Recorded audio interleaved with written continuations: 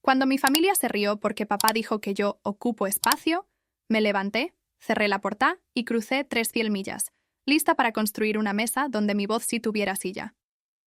Hola, Reddit. Soy Lidia. Nombre falso, obvio. Y la historia que traigo es de esas que te hacen cuestionar qué significa realmente ser familia. Crecí en Medellín, en una casa de 2 plantas que siempre estaba a reventar. Primos, vecinos, ruido, dramas ajenos. Y yo, que parecía un mueble más, una pieza de atrezzo en la vida de los demás. Mi papel era, bueno, estar ahí. No era solo la casa, era un universo en sí misma, con sus propios códigos, sus estruendos permanentes y el denso aroma a café recién colado mezclado con el de las arepas fritas, que para mí, con el tiempo, dejó de ser reconfortante para convertirse en una seña de alarma. Cada rincón, cada pasillo, resonaba con las voces de los demás, mientras la mía, si es que se atrevía a salir, se perdía como un eco débil en un cañón. Mis padres eran los protagonistas de este circo. Mi padre, Oscar, un genio del sarcasmo cruel, lo llamaba tener carácter. Su voz, gruesa y resonante, era capaz de llenar cualquier espacio, de dominar cualquier conversación. Recuerdo un almuerzo de domingo, la mesa grande del comedor que daba nombre a este capítulo, cargada de bandeja paisa y sancocho humeante, con las sillas arrastradas para acomodar a toda la parentela. Yo, como siempre, me sentaba al final, cerca de la ventana, casi a la intemperie de la conversación central. Estaba absorta en un libro de historia, mis dedos trazando las líneas de un mapa antiguo en una edición barata. Oscar me miró por encima de sus gafas de lectura, una sonrisa torcida asomando en su boca. Ahí está Lidia, en sus mundos de fantasía. Espetó con un tono que no dejaba lugar a dudas sobre su desdén. Mientras los demás lidiamos con la realidad, ella se pasea por el pasado. ¿Para qué servirá eso, mi niña? ¿Para saber quién fue Bolívar mejor que nadie? La risa forzada de los tíos y primos resonó, un coro de aprobación a su ingenio. Sentí cómo un calor incómodo me subía por el cuello, tiñéndome las orejas de rojo, y la necesidad urgente de encogerme, de desaparecer bajo la mesa, se apoderó de mí. Mi madre, Verónica, era su caja de resonancia.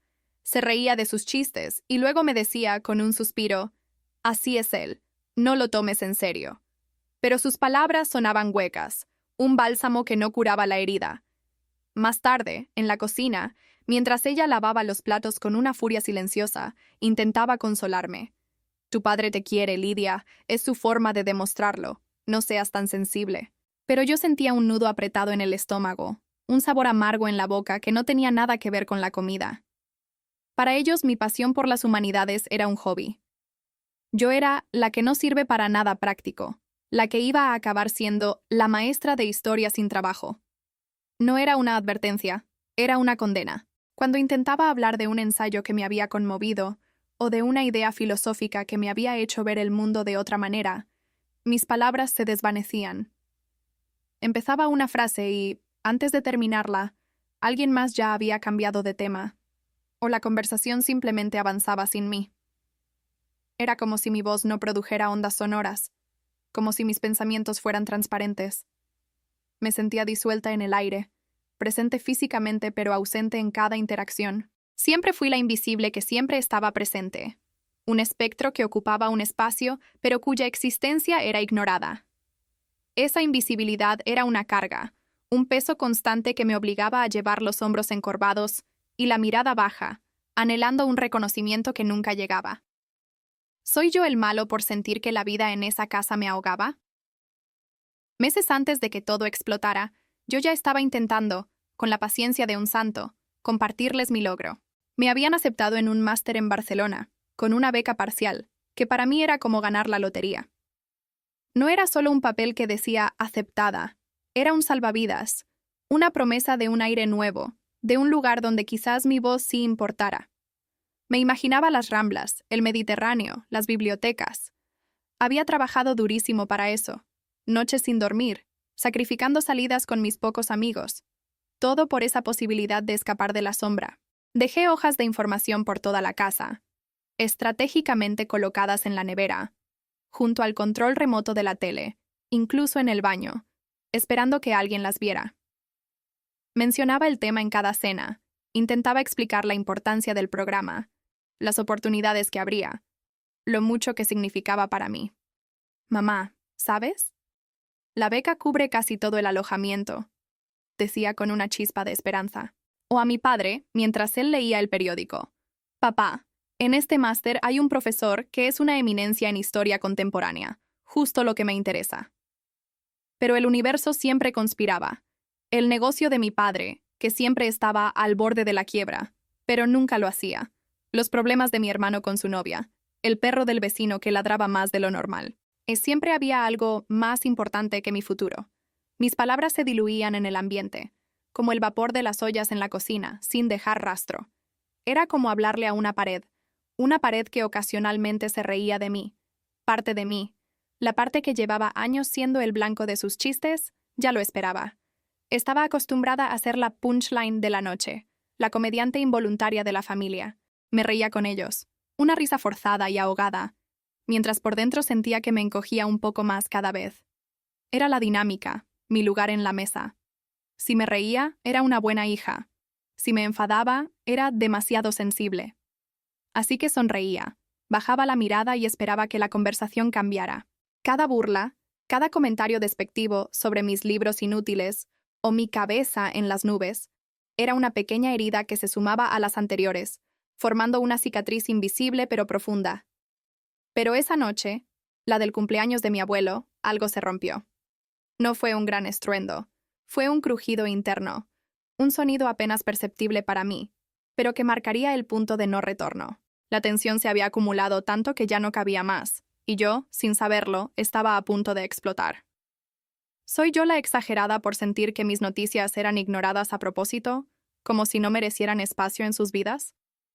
Fue en la cena de cumpleaños de mi abuelo, un evento que cada año transformaba la casa en un hervidero de gente. Olores a comida típica y decibelios que te hacían vibrar los tímpanos. La mesa, esa misma mesa grande que había sido testigo de tantas de mis invisibilidades, estaba más llena que nunca, abarrotada de platos de lechona, arroz con coco y ensaladas, con las sillas chirriando cada vez que alguien se movía.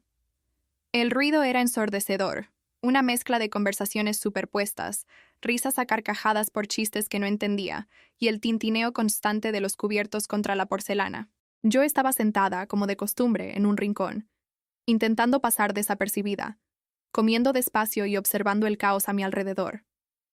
La atmósfera era festiva, excepto para mí, que sentía una opresión creciente en el pecho. Mi tía Elena, una mujer de buen corazón, pero con una tendencia a hacer preguntas incómodas en los momentos menos oportunos, me miró desde el otro extremo de la mesa.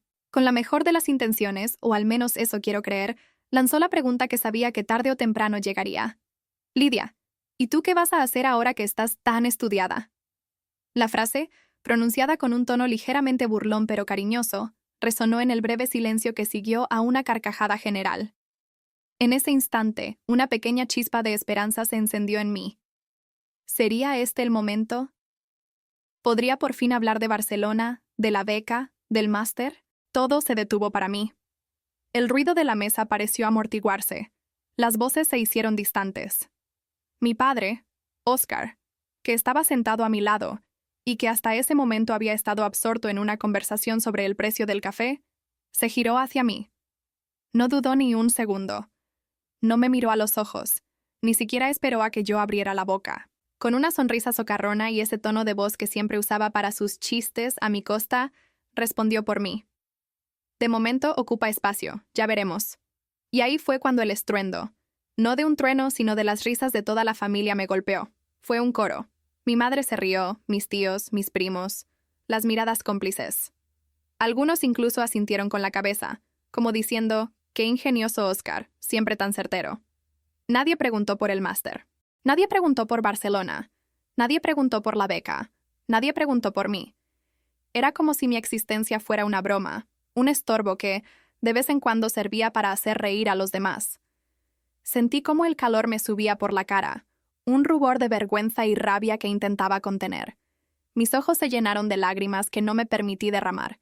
El trozo de carne que masticaba se volvió arena en mi boca. Fue el silencio más ruidoso que he escuchado en mi vida, el de mis sueños siendo pisoteados bajo una carcajada colectiva. En ese momento, entendí que no era solo una broma, era una sentencia. ¿Soy la mala por sentir que esa noche mi familia me quitó el poco aire que me quedaba? Sentí que me desinflaba por completo, como un globo al que le quitan el aire de golpe. El mundo se puso borroso, y un zumbido en mis oídos ahogó el eco de sus risas. No era solo vergüenza. Era una profunda y dolorosa constatación de que, para ellos, yo era de verdad solo eso, un estorbo que ocupaba un espacio. La risa de mi madre, que resonaba en mi cabeza, era la peor de todas. Era la confirmación de que incluso ella, mi supuesta protectora, era parte del coro. Me levanté de la mesa, la silla raspando el suelo, un sonido que nadie pareció notar en medio de la algarabía. Fui al baño, buscando un refugio inmediato. Cerré la puerta con un clic suave que contrastaba con el estruendo de mi interior. Me miré al espejo. Lo que vi no fue una broma, fue una persona invisible. Mis ojos, hinchados, evitaban mi propia mirada. Me pregunté qué podía ser peor que seguir ahí, sentada en una mesa donde mi voz era solo ruido de fondo, donde mi lugar era una silla vacía disfrazada de ocupada. La imagen en el espejo era la de alguien que se había permitido ser borrada, una sombra pálida de lo que quería ser. Tomé una respiración profunda, el aire frío quemando mis pulmones, intentando calmar el temblor de mis manos. Volví a la mesa. Escuché otro comentario pasivo-agresivo que ya ni recuerdo. Una insignificancia más en una vida de insignificancias que se sumaba al peso de las anteriores. Era la gota que derramaba el vaso, pero no el vaso de lágrimas, sino el de la paciencia, de la resignación. Y en ese momento, algo cambió dentro de mí. Un interruptor se activó, y sin decir una sola palabra, sin mirar a nadie a los ojos, con una calma que me sorprendió, me levanté de nuevo. Pero esta vez no fue al baño. Fui directo a mi cuarto. Cada paso era pesado, pero con una nueva determinación, una decisión inquebrantable que me impulsaba hacia adelante. La puerta de mi habitación se cerró detrás de mí, no con un portazo dramático, sino con una firmeza silenciosa que resonó en mi alma. Con las manos temblorosas, pero con una claridad que nunca antes había sentido, encendí mi viejo portátil. Ahí estaba, el email de la Universidad de Barcelona, el que llevaba semanas sin contestar, esperando mi decisión. La beca, el máster, la oportunidad de un aire nuevo, de un lugar donde quizás mi voz sí importara. Todo lo que ellos habían ignorado, ahora era mi única salida, mi única verdad. Empecé a escribir sin dudar, sin revisar cada palabra. Acepto la plaza. Llego el próximo mes. Salió de mis dedos, tecleado con una velocidad furiosa, una urgencia que venía del fondo de mi ser. Ese clic de enviar fue el grito más potente que jamás pude haber soltado. Fue mi declaración de guerra silenciosa, mi independencia no negociable, mi ruptura definitiva. No había vuelta atrás. Había apretado el botón de mi propia liberación. Mi plan de venganza no era un show dramático, era una fuga silenciosa. La determinación al enviar aquel correo me dio una energía que no sabía que tenía. Los días siguientes a la cena del cumpleaños de mi abuelo fueron una vorágine. Empecé a vender todo lo que tenía de valor. Mis libros, la ropa, incluso una vieja consola. No pedí dinero a nadie. Cada euro ganado era un ladrillo más en el muro que estaba construyendo. Con mis ahorros, la beca y el dinero de la venta, armé mi huida. No les debía nada, y ellos no iban a tener el derecho de decir que me habían ayudado. Mi plan era irme sin despedidas ruidosas. Quería que un día se dieran cuenta, de la manera más cruda, de que la silla que yo ocupaba, la que ellos creían vacía, realmente estaba ahora vacía, que mi ausencia fuera un eco. La noche antes de volar, dejé una carta en la mesa de la cocina. Explicaba que me iba a estudiar, que tenía una beca, que no les pedía nada y que no se preocuparan. Creí que al día siguiente las llamadas no pararían. Me equivoqué. El teléfono permaneció en silencio. A las 6 de la mañana, mientras esperaba el taxi, el único sonido era el motor del refrigerador. Nadie se había levantado. Nadie había leído la carta. Estaba a punto de cruzar el umbral cuando mi hermano menor, Andrés, el único que de verdad me preguntaba cómo estaba, tocó la puerta de mi cuarto. Había leído la carta. «Si de verdad te vas, al menos déjame llevarte al aeropuerto», me dijo con la voz ronca. En el taxi, el silencio era cómplice. Él, al despedirse en la terminal, con un abrazo apretado, me dijo: «Ojalá un día entiendan lo que están perdiendo». Sus palabras se quedaron conmigo, Mi venganza no fue intencional, pero llegó meses después. Ya instalada en Barcelona, trabajando en una cafetería y estudiando como nunca, sentía que cada día valía la pena. Mi castellano de Medellín se suavizaba, y mi mente se abría a nuevas ideas, a gente que me escuchaba de verdad. Subí una foto a mis redes sociales, presentando mi primer artículo en una conferencia pequeña. Un logro minúsculo, pero para mí, era una montaña escalada. A los pocos minutos, mi teléfono vibró. Era un WhatsApp de mi padre. El mensaje era seco, cortante. ¿Y tú desde cuándo estás en España? ¿Por qué no nos dijiste nada? La familia no se abandona, Lidia. No había una pizca de preocupación, solo reproche. Era el mismo tono de siempre, pero esta vez no me dolió. Le respondí con la misma frase que él había usado, aquella que me había destrozado en la cena de mi abuelo, pero con una seguridad que me sorprendió a mí misma. Pensé que solo ocupaba espacio. Lo liberé. Ahora tengo mi propia mesa. El mensaje se envió. Inmediatamente empezaron a entrar audios. Los vi llegar. Los dejé en leído. Mi silencio era mi nueva voz. Los primeros meses fueron una tortura. No lo voy a negar, Reddit. Hubo días en que creí haber cometido el error más grande de mi vida. El miedo a lo desconocido era un monstruo que me oprimía el pecho. A quedarme sin dinero. A no tener a nadie.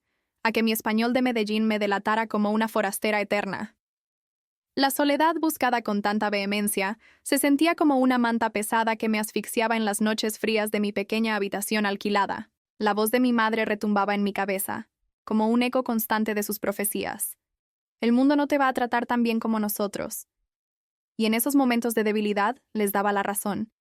¿Y si tenían razón? ¿Y si yo era una inútil, una soñadora que había confundido la valentía con la estupidez? Hubo noches en las que las lágrimas no cesaban, ahogándome en la duda, preguntándome si era una tonta, si había sido demasiado orgullosa, si debía volver con la cabeza gacha, pidiendo perdón por existir.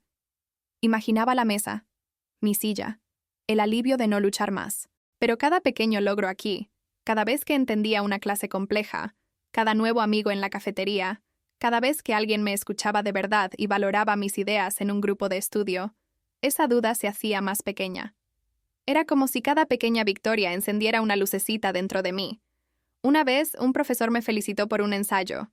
La sensación fue tan extraña, tan nueva, que me quedé en shock. No era una burla, era reconocimiento. Aprendí que mi espacio no necesitaba permiso para existir. No era un favor, era un derecho. Aprendí a no buscar aprobación, sino a construir mi propia valía desde cero, con mis manos, con mi esfuerzo. La soledad que buscaba, esa que al principio me aterraba, se fue transformando. No era un vacío, era, en realidad, un reencuentro conmigo misma. El silencio necesario para escuchar mi propia voz por primera vez, sin el ruido de fondo de las risas ajenas o los comentarios despectivos. Estaba reconstruyendo mi identidad, una pieza a la vez, lejos de la sombra de mi familia. Y por primera vez en mi vida, no me sentía invisible. Tardaron 3 años en verme en persona. 3 años desde aquel clic en el portátil, desde el adiós de Andrés en el aeropuerto. Vinieron cuando se enteraron, no por mí, sino por terceros, de que me habían ofrecido un trabajo en una universidad aquí. Una plaza de profesora asistente, una oportunidad que, para la maestra de historia sin trabajo, era un sueño. La noticia, supongo, les dio el permiso para reconocer mi existencia. Llegaron con maletas, con sonrisas forzadas y con la intención, evidente, de recuperar el tiempo perdido. Para ese momento, su aprobación no significaba nada. Había construido mi propia mesa, con amigos, colegas y gente que me escucha con nombre propio, no como la que ocupa espacio. Mi padre intentó de nuevo ese sarcasmo que lo definía, pero esta vez simplemente lo miré. No me reí, no me encogí. Solo lo miré, y él se calló. Mi madre, por su parte, intentó ese viejo truco de los suspiros y los «así es él». Pero yo ya no era la niña que necesitaba ese falso consuelo. Siempre pensé que la gran pelea con mi familia sería a gritos, con platos rotos y lágrimas. Imaginaba una confrontación épica, un momento catártico donde todo saldría a la luz. Al final, no hubo nada de eso. Fue cerrar una puerta, subirme a un avión y no volver a sentarme donde nunca tuve silla. Esa fue mi declaración. Esa fue mi guerra silenciosa. A veces, cruzar 3. 0,0 millas no es huir. Es dejar claro que tu lugar nunca estuvo donde te apagaban la voz. Es construir un espacio tan tuyo que nadie más puede definirlo por ti. Ahora Reddit, después de todo esto, con la familia queriendo recuperar el tiempo perdido, invitándome a volver para las Navidades, mandando fotos de la mesa de Medellín y comportándose como si ellos fueran los ofendidos por mi abandono. ¿Se perdona este tipo de cosas? ¿Cómo se sigue adelante cuando tu espacio es finalmente valorado solo porque otros lo validan primero? ¿Porque hay un título, un trabajo, una distancia que te hace interesante? ¿O la lección es que a veces no hay que perdonar? Solo seguir construyendo tu propia mesa y dejar que ellos vean lo que perdieron, sin que eso te afecte. ¿Soy yo la mala por no sentir el deseo de volver a esa mesa, a ese ruido, a esa invisibilidad que ellos llaman familia?